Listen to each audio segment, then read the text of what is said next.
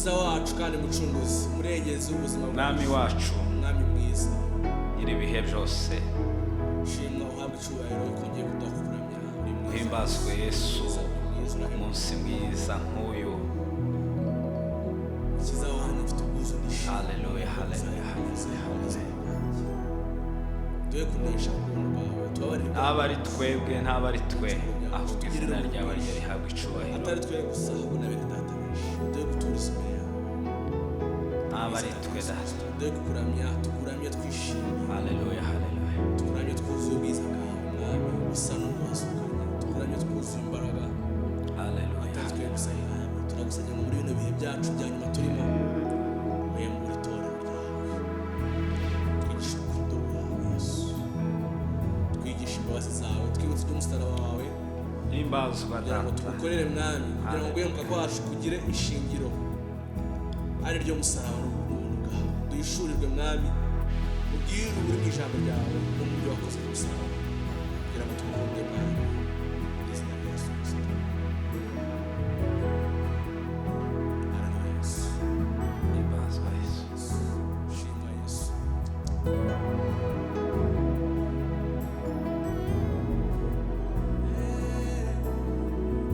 Shimwa Yesu.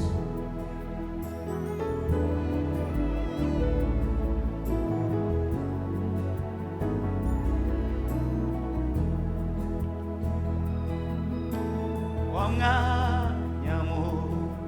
Getsemani sinshobora kuwibagirwa ubwo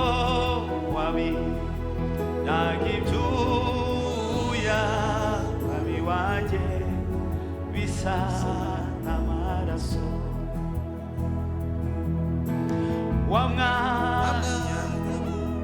Getsemani sinshobora kuwibagirwa ubwo wabiraga ibyuya mwami wanjye bisa n'amaraso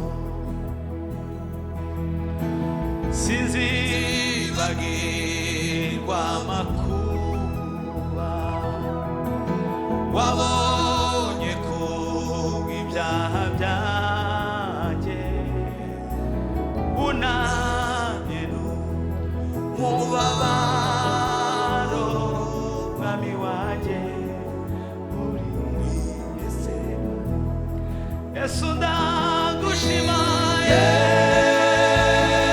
Yesu ndagushima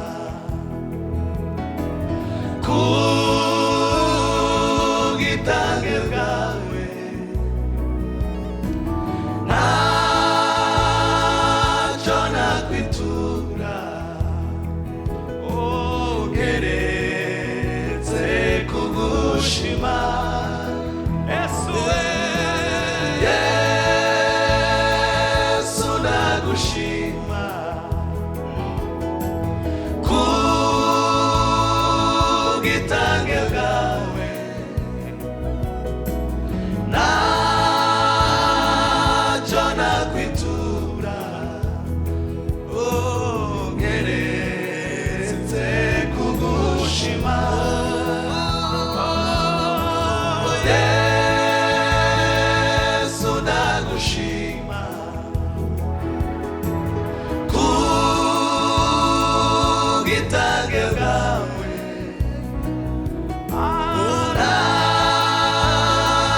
ntacyo nakwitura keretse kugushima Yesu ndagushima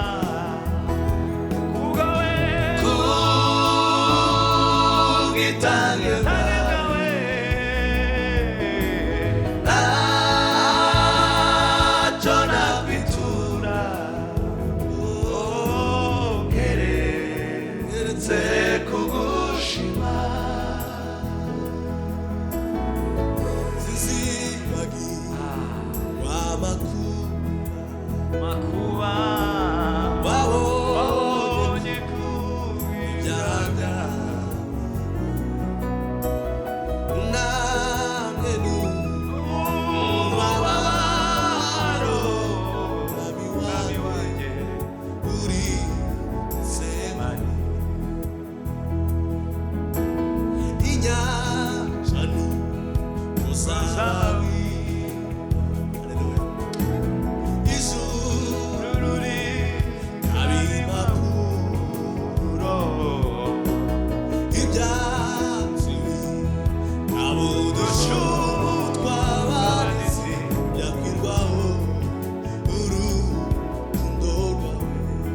haleluya.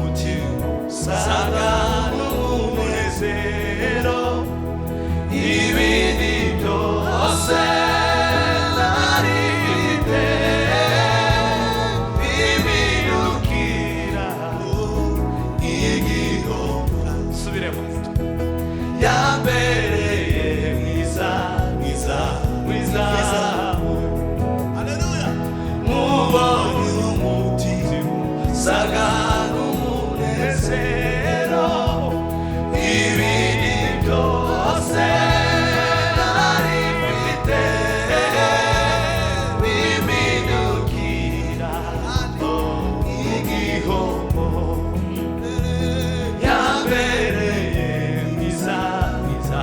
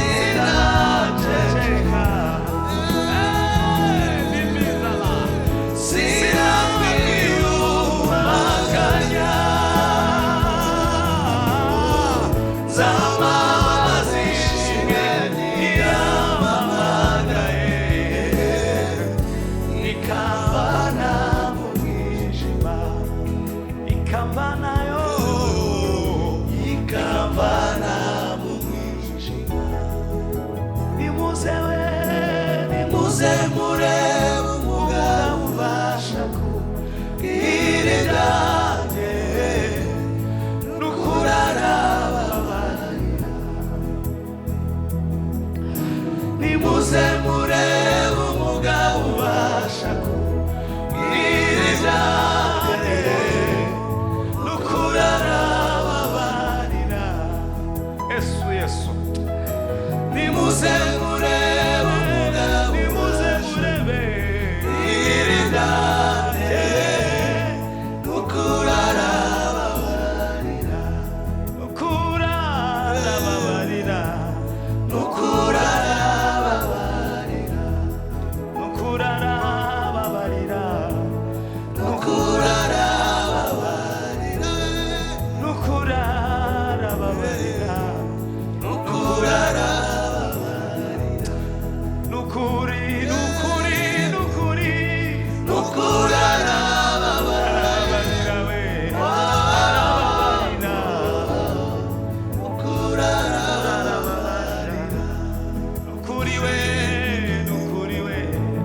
n'ukurarababarira n'ukuri we n'ukurarababarira oya biza n'ukurarababarira we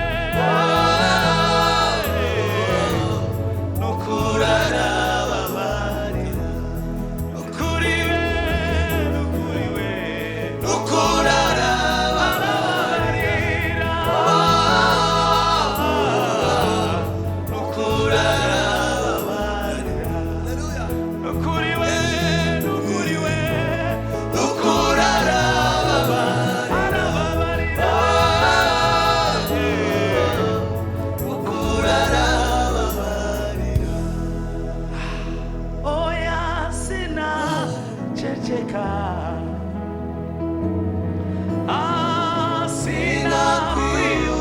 sinakwiyumanganya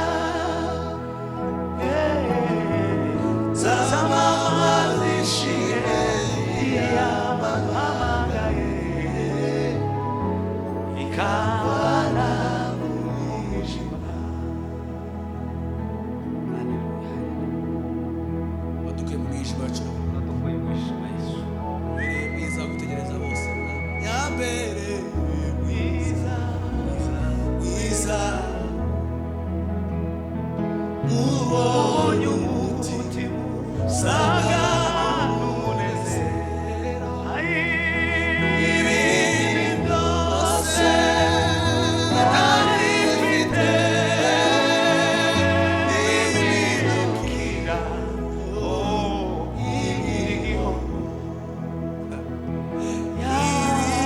byose nari mfite n'ibinukira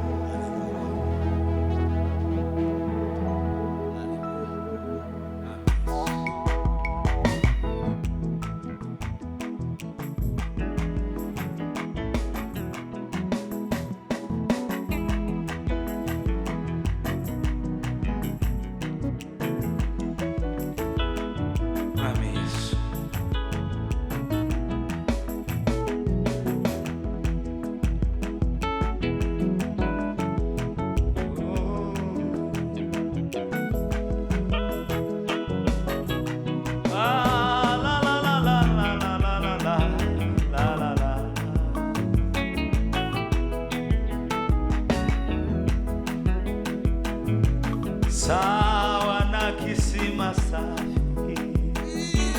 chenye maji mengi mema, ni upendo wa Mwokozi ukaa ndani. Sawa na kisima safi chenye maji mengi mema,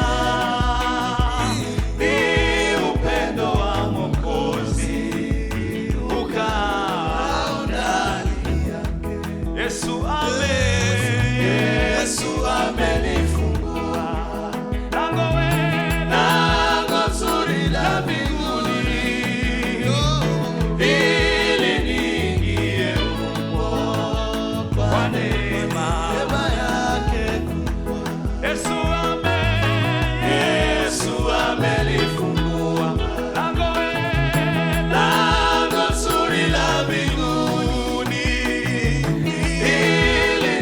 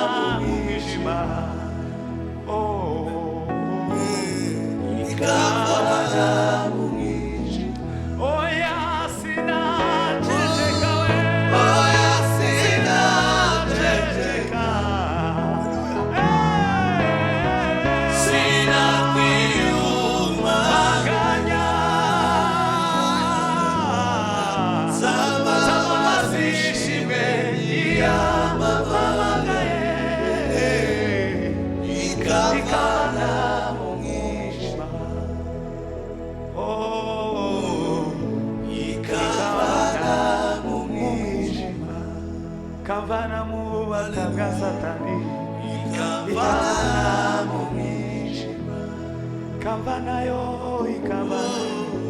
ikavana mu mwijima. Imuze murebe umugabo ubasha kumbwira amakuru yanjye, nukurara arababarira. urakoze mwami Yesu, mu izina rya Yesu Kristo.